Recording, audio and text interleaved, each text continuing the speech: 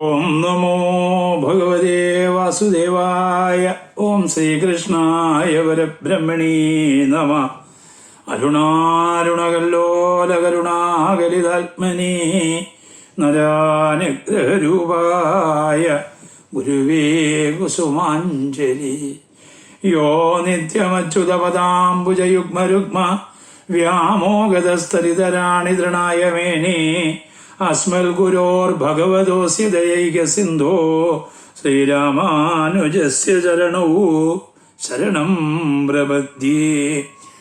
സംപൂജ്യരായ പ്രിയ കുടുംബാംഗങ്ങളെ, ഏവർക്കും ശ്രീമദ് ഭാഗവതത്തിലേക്ക് സ്വാഗതം. നമ്മൾ ബ്രഹ്മദേവനും ദുർവാസ മഹർഷിയും തമ്മിലുള്ള സംവാദമാണ് അവലോകനം ചെയ്തുകൊണ്ടിരിക്കുന്നത്. നമുക്ക് നോക്കാം. ശശ്വര പരബ്രഹ്മമൂർത്തി സനാതനൻ വിശ്വംഭര പരിപാലിക്കുമൊക്കെയോ പൊയ്ക്കൊള്ളുക വേണം ഭവാൻ. ഇഞ്ഞു നിന്നിട തീർക്കാമതെന്നു നിലച്ച് വൈകിക്കേണ്ട. സാക്ഷാൽ ശ്രീഹരിയുടെ നിയോഗത്തിലാണ് ഞങ്ങൾ ഇതൊക്കെ തന്നെ ചെയ്യുന്നത്. ഇവിടെ നിന്നുകൊണ്ട് അങ്ങേക്ക് എന്തെങ്കിലും ഒരു ആശ്വാസം ലഭിക്കുമെന്ന് അങ്ങ് പ്രതീക്ഷിക്കേണ്ട. ആ ശ്രീഹരിയെ തന്നെ അങ്ങ് സമാശ്രയിക്കുന്നതായിരിക്കും നല്ലത്. അങ്ങ് ഇപ്പൊ തൽക്കാലം എന്ത് ചെയ്യണമെന്ന് പറഞ്ഞാൽ ചെന്ന് മഹാദേവനോട് ഈ കാര്യങ്ങളൊക്കെ പറയുക എന്ന് പറഞ്ഞുകൊണ്ട് അവിടുന്ന് അയക്കുകയാണ്. ദീർഘാമതെന്നു നിനച്ചു വൈകിക്കേണ്ട, തീക്കണ്ണരോട് പറയുക, പക്ഷേ പുനരായിക്കൊള്ളുക ശേഷം അരുൾ ചെയ്ത വണ്ണമേ. ഇപ്പൊ അങ്ങേക്ക് പെട്ടെന്ന് പോയി ചെന്ന് കാണാൻ പറ്റിയത് സാക്ഷാൽ മഹാദേവനാണ്. ആ മഹാദേവനോട് എന്ന് പറയുക. പക്ഷെ മഹാദേവനോട് പറയുന്നത് കൊള്ളാം, അദ്ദേഹം പറയുന്നത് കേട്ട് അത് ചെയ്യാനുള്ള ഒരു തയ്യാറാവണം. അതിന് നിങ്ങള് തയ്യാറാകണം. ശേഷം അരുൾ ചെയ്ത വണ്ണമേ വാക്കുകളിദ്ധം വിധിവദനാൽ കൃതോ. വിധിവദനാൽ ബ്രഹ്മദേവനിൽ നിന്ന് ഇപ്രകാരം പറഞ്ഞ വാക്കുകളെ കേട്ടിട്ട് അദ്ദേഹം കേൾക്കായളവിൽ മുതിർന്ന സുദർശന വിദ്യ മുനീന്ദ്രനും പാഞ്ഞു തുടങ്ങിനാൻ. ആർത്തി മുഴുത്ത് കൈലാസ ശൈലത്തോളം. പെട്ടെന്ന് ബ്രഹ്മദേവൻ പറഞ്ഞതാണല്ലോ മഹാദേവന്റെ അടുത്ത് ചെല്ലാൻ. തന്റെ അംശവും മഹാദേവന്റെ അംശമാണല്ലോ താന്. അപ്പൊ തനിക്ക് എന്തായാലും ഒരു ആശ്രയമാകാതിരിക്കില്ല.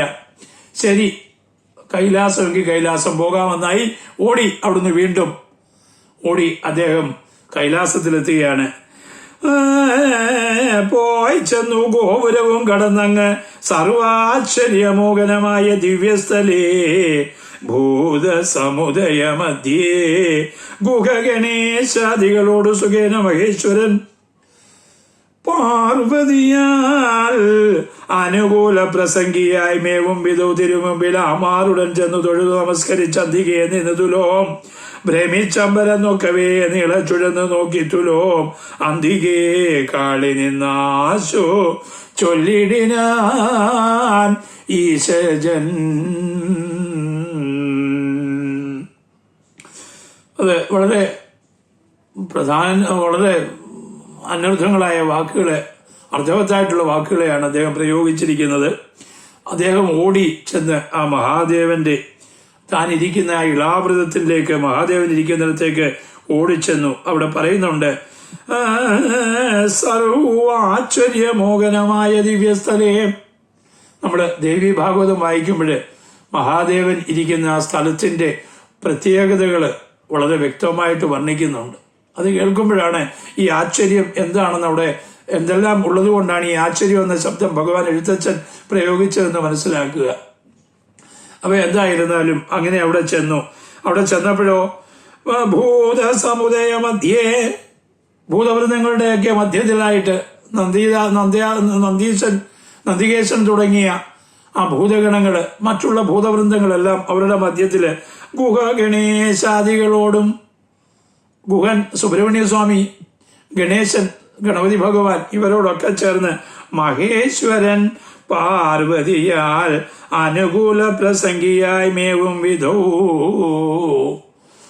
പാർവതിയോട് ഒത്തുചേർന്നിരുന്നപ്പോൾ തന്റെ ഇടതു തുടയിൽ അമ്മത്തമ്പുരാട്ടിയെ എടുത്തു വെച്ചുകൊണ്ട് അനുകൂല പ്രസംഗിയായി വരാൻ പോകുന്നതും ചെയ്യേണ്ടതുമായ കർമ്മങ്ങളെ ചൊല്ലിക്കൊടുക്കുന്ന ആ അവസ്ഥ, പ്രസംഗം എന്നൊക്കെ ഉള്ളതിന് വളരെ വ്യാഖ്യാനങ്ങൾ പലതും പറയാനുണ്ട്. ഇവിടെ അനുകൂല പ്രസംഗിയായി എന്ന് പറഞ്ഞു കഴിഞ്ഞാൽ സത്സംഗം ചെയ്തുകൊണ്ട് തന്നെ സമീപിച്ചിരിക്കുന്ന തൻ്റെ പുത്രരടക്കം ഉള്ള ഋഷീശ്വരന്മാർ ധാരാളമുണ്ട്, ഭൂതവൃന്ദങ്ങളുണ്ട്. അവരുടെ മുന്നിൽ ഇരുന്നു കൊണ്ട് ഭഗവാൻ വരാൻ പോകുന്നതിനെയും അതിനുള്ള പ്രതിവിധി എന്താണെന്നും ഉള്ള സത്സംഗത്തെ ചെയ്തുകൊണ്ടിരിക്കുകയാണ്. അനുകൂല പ്രസംഗിയായി മേവും വിധൂതിനു മുമ്പിൽ അമാറുടൻ ചെന്ന് തൊഴു നമസ്കരിച്ചന്തികേ നിന്നു തുലോം ഭ്രമിച്ചമ്പരെന്നൊക്കവേ നീളച്ചുഴന്ന് നോക്കി തുലോം അന്തികേ കാളി നിന്ന് ആശു ചൊല്ലിടിനാൻ. ചെന്ന് കയറി കഴിഞ്ഞു കഴിഞ്ഞാൽ ഓടിച്ചെന്ന് പറയാൻ പറ്റുമോ? മഹാദേവൻ തന്റെ ഭൂതഗണങ്ങൾക്കും ഋഷീശ്വരന്മാർക്കും അമർതമ്പരാട്ടികൾക്കും കുട്ടികൾക്കും ഒക്കെ കേൾക്കാവുന്ന രീതിയിൽ സത്സംഗം ചെയ്തുകൊണ്ടിരിക്കുക. ഓടിച്ചെന്ന് വിളിക്കാൻ പറ്റത്തില്ല. അവിടെ ചെന്ന് നിന്നു. നീറുന്ന ഉള്ളത്തോടു കൂടിയാണ് വരുന്നത്. തൃച്ചക്രമാണ് ശ്രീകരിയുടെ. ചെന്ന് മഹാദേവനെ ഒട്ട് ഡിസ്റ്റർബ് ചെയ്യാനും പറ്റിയില്ല. ആകെ അദ്ദേഹത്തിന് ഒരു ആദിയായി പോയി. അവിടെ നിന്ന് അദ്ദേഹം നോക്കി, പിന്നിലേക്കും നോക്കുന്നുണ്ട്, മുന്നിലേക്കും നോക്കുന്നുണ്ട്. പിന്നിൽ നോക്കുന്നത് തൃച്ചക്രത്തെയാണ്, മുന്നിൽ നോക്കുന്ന മഹാദേവന്റെ സഭയാണ്. പെട്ടെന്ന് ചെന്ന് അദ്ദേഹത്തിന്റെ ശ്രദ്ധയിൽ നിന്ന് മാറ്റുന്നത് ആപത്തായിട്ട് വരും. അദ്ദേഹത്തിന്റെ തന്നെ അംശമായതുകൊണ്ട് ദുർവാസാവിന് അതറിയാം. മഹാദേവനെ ചെന്ന് ഡിസ്റ്റർബ് ചെയ്ത് കഴിഞ്ഞാൽ ഒരുപക്ഷെ അദ്ദേഹം സഹിച്ചെന്ന് വരത്തില്ല. അതുകൊണ്ട് വളരെ ഭയപ്പെട്ട് കാളി നിന്ന് ഉള്ളത്തില് വളരെ ഭയമേറ്റിക്കൊണ്ട് അദ്ദേഹം നിന്നു. എന്നിട്ട് മഹാദേവന്റെ ശ്രദ്ധ അദ്ദേഹത്തിലേക്കായപ്പോൾ അദ്ദേഹം പറഞ്ഞു, കേളിതു കാണ് ഒരു ചക്രം നരവരൻ നാളീക ബാന്ധവ വംശസമുദ്ഭവൻ കേളിയേറിയിടും അംബർഷനയച്ച് എന്നെ നിളയാട്ടിക്കൊണ്ടു പാഞ്ഞു നടക്കുന്നു.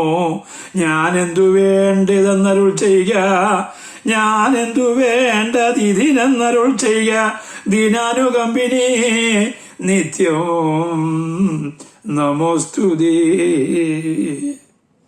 അദ്ദേഹം ചെന്നിട്ട് പറഞ്ഞു, നോക്കൂ, അംബർഷൻ അയച്ചിട്ട് എന്നെ കൊല്ലാൻ വരുന്ന ഒരു തൃച്ചക്രം എന്റെ പിറകെയുണ്ട്, എന്റെ പിന്നിലുണ്ട്. ഞാൻ എന്ത് ചെയ്യണം? അങ്ങാണെങ്കിൽ ദീനാനുകമ്പനാണല്ലോ. ആര് തപസ് ചെയ്യുന്നുവോ അവർക്കൊക്കെ വേണ്ടുന്ന വരം നൽകുന്നതാണ് മഹാദേവന്റെ ഗുണം. അദ്ദേഹം തപസ് ചെയ്യുന്നവന്റെ ഗുണം നോക്കാറില്ല. അദ്ദേഹം ആരെ തപസ് ചെയ്യുന്നു അത് എന്നെയാണ് തപസ് ചെയ്യുന്നത് എങ്കിൽ സർവ്വവരവും അദ്ദേഹം കൊടുക്കും. പത്മാസുരന് പോലും വരം കൊടുത്തത് അദ്ദേഹമാണ്. അദ്ദേഹത്തിനാവുന്നതല്ല, അദ്ദേഹം ഭക്തന്റെ സന്തോഷമാണ്. അതുകൊണ്ടാണ് ദീനാനുകമ്പിനി, ഭക്തന്മാരിൽ ദയവുള്ളവനാണ് സാക്ഷാൽ മഹേശ്വരൻ. എന്നിട്ട് അദ്ദേഹത്തിനോട് കാര്യങ്ങളൊക്കെ പറഞ്ഞു, ഞാൻ എന്ത് ചെയ്യണം? ഏവോ ജലത വിണഞ്ഞു മഹാമുനി ദേവദേവൻ മുമ്പിൽ വന്നിങ്ങനെ കേവലം നിന്നുണർത്തിച്ചതു കേട്ടുടൻ ഏവം ഭവിപ്പതിന് എന്തൊരു കാരണം നേരെ പറകെന്ന് അരുൾ ചെയ്ത് അതു കേട്ട് മാരാരിയോടു തൊഴുതു ചൊല്ലിടിന.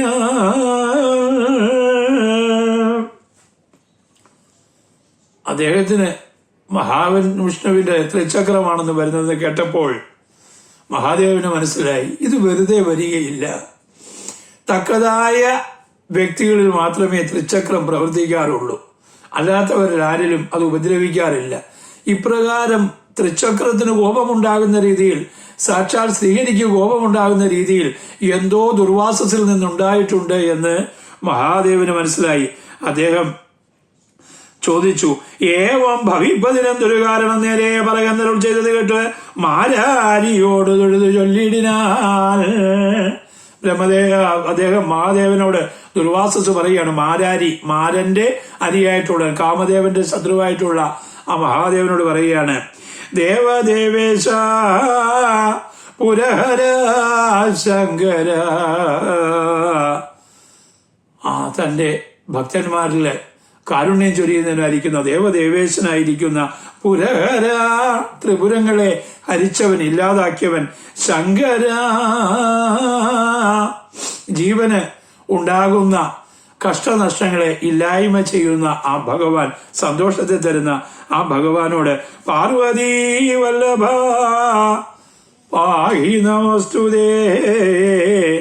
ഇന്ദ്രപദമടക്കിടുവാനായി ധരണീന്ദ്രനാമംബർഷനേകാദശുരതം ചെമ്മേ തുടങ്ങിന നേരത്തറിഞ്ഞുടൽ ദുർമനസാവെന്ന് നമ്മോട് അത് ഇന്ദ്രനും ചൊന്നാൻ, അതാവശ്യമില്ലെന്ന് ചൊല്ലുവാൻ ചെന്നേനഹോ നരേന്ദ്രാലയം തന്നിൽ ഞാൻ